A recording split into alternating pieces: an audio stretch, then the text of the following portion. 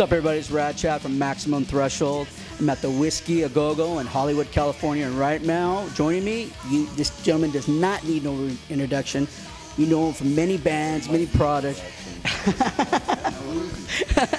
None other than George Lynch, my man. How you doing, my man? Oh, thank you.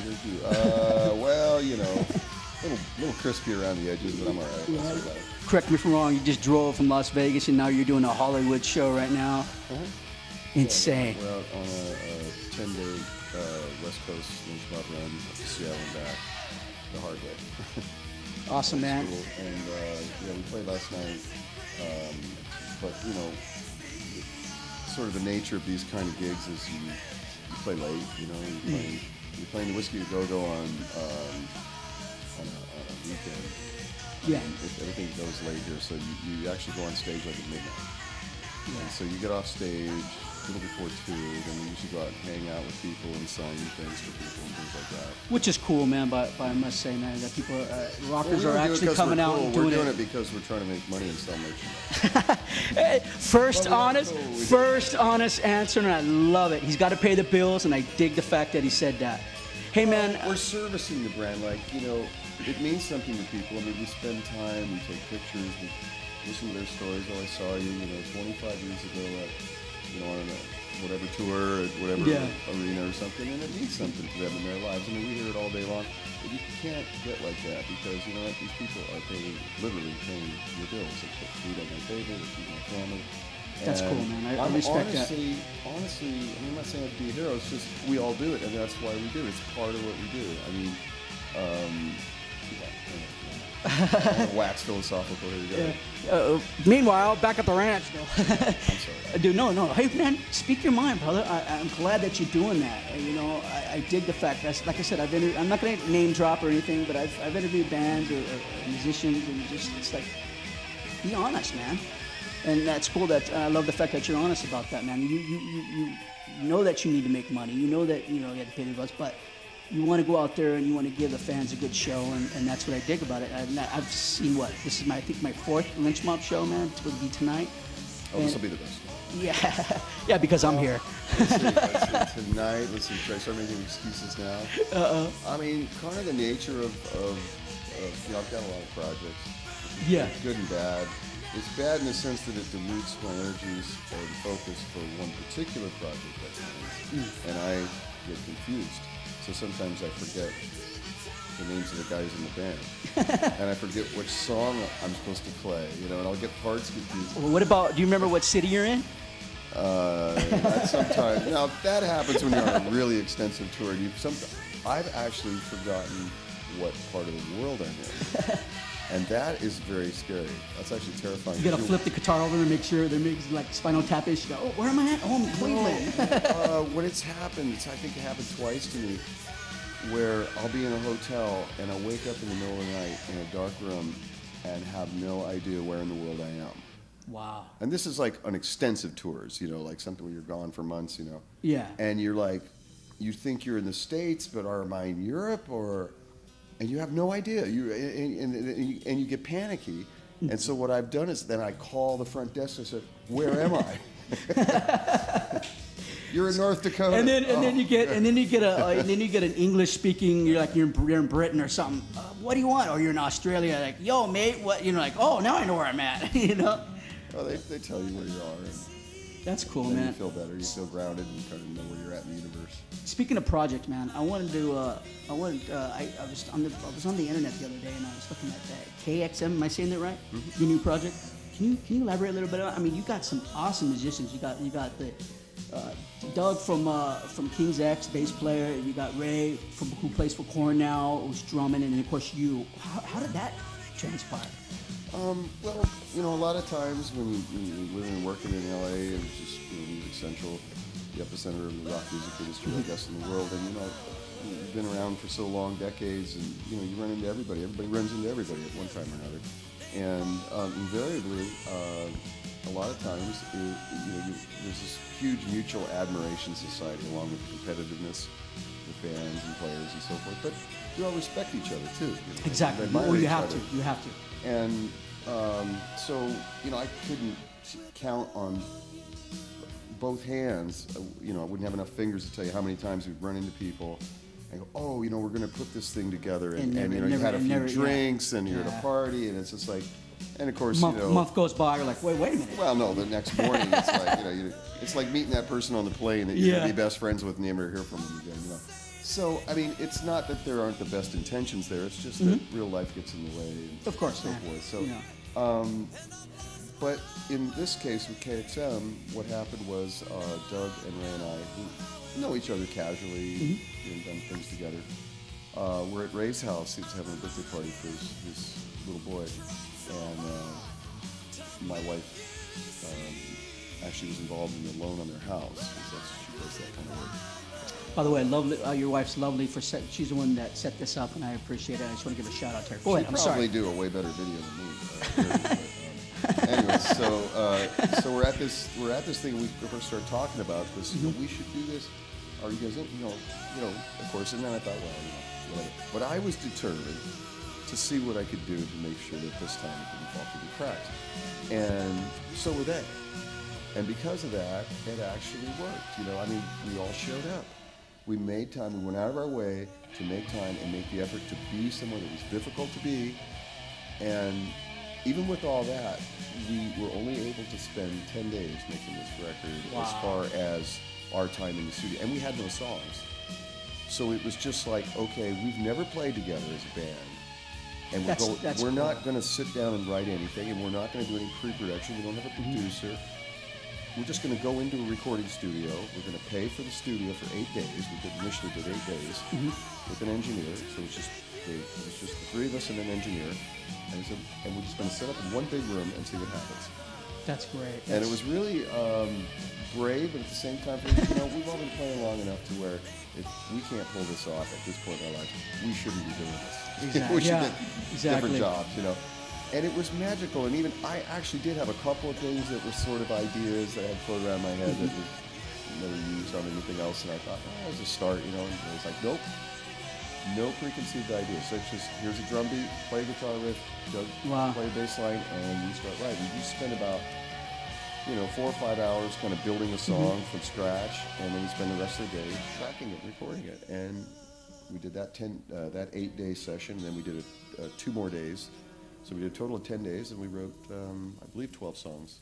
Knocked it out in 12 songs. Wow. But the beauty of it is the fact that you're creating this stuff and recording it right when you're creating it, which is a whole different animal than how we used to do records almost all the time, which is, you know, spend a year in pre-production and get the big producers and massive studios. And then it's got to go off to here to mix and this and that. And you know what I mean? All right there. I mean, we mixed it later, of course, but you know, it was done very casually and as friends, and we just kind of trusted, you know.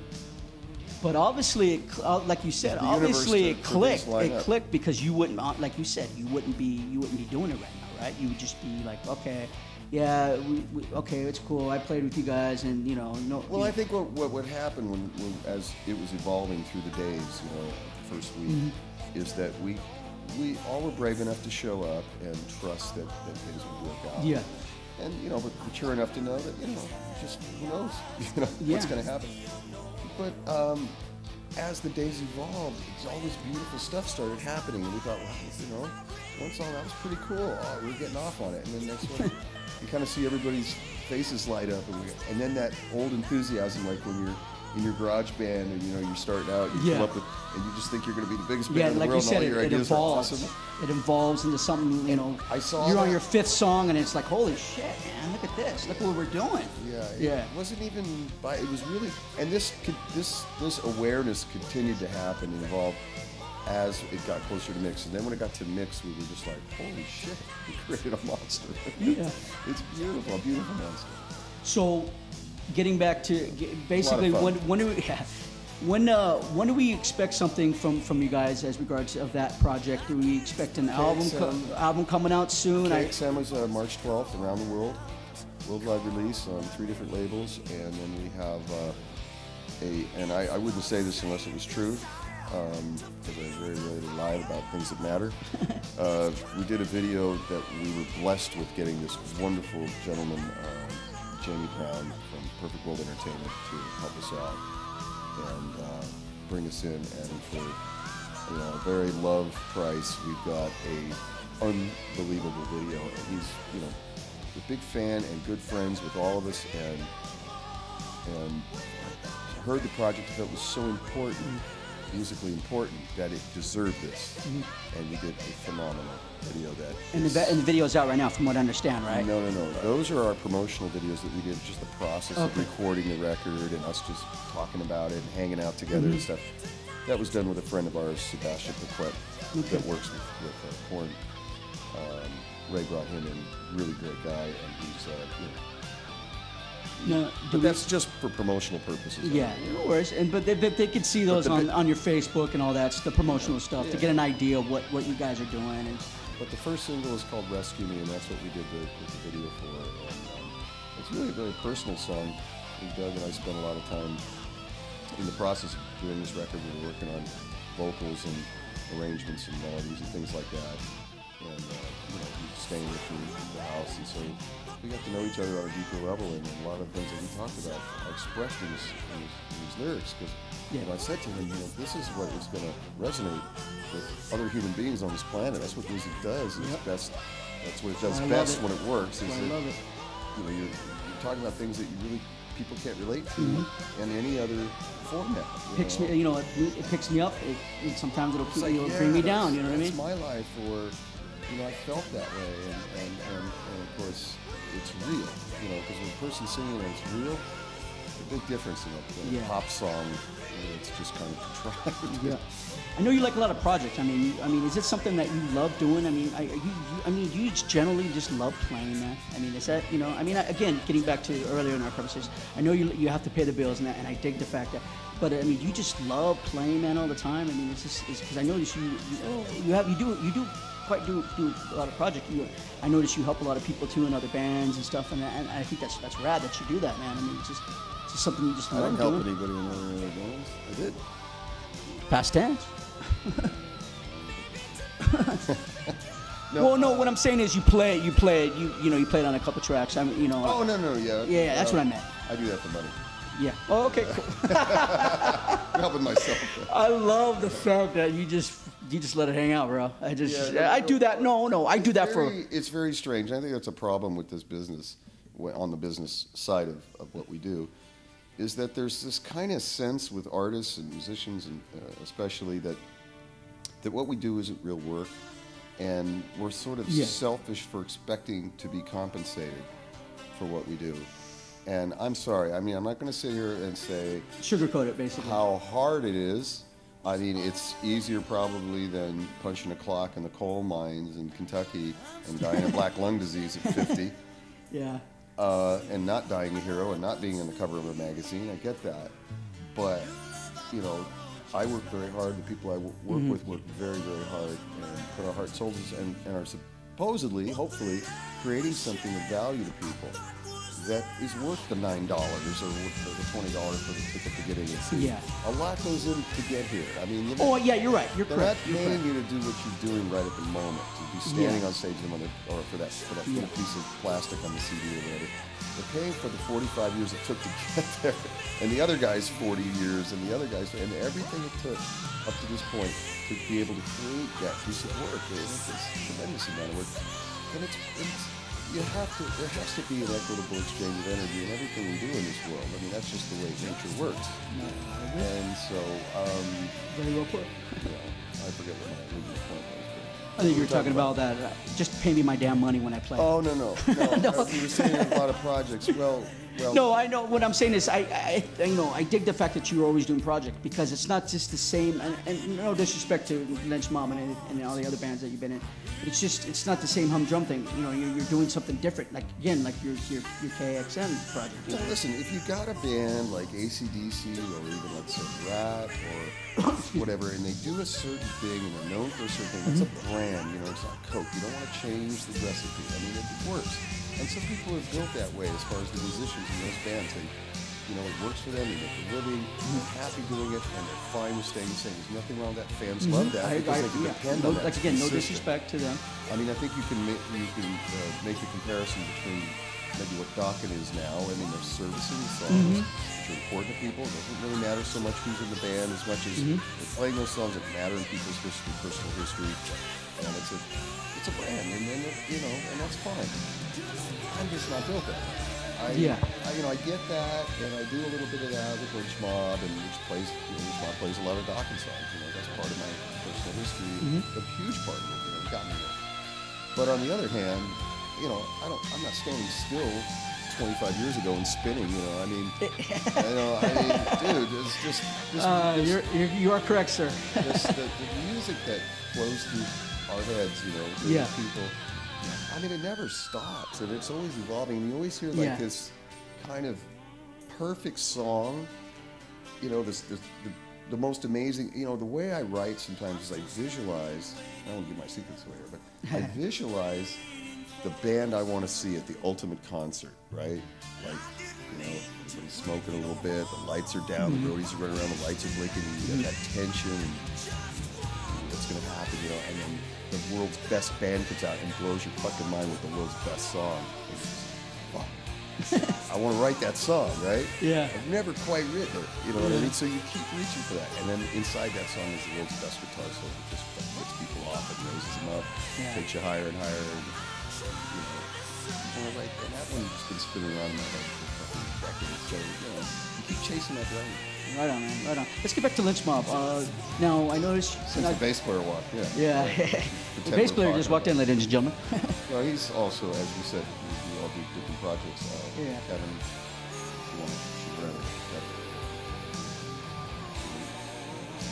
Kevin and I have known each other since he was about this high. I was just nuts over him. Isn't that the line? Right on.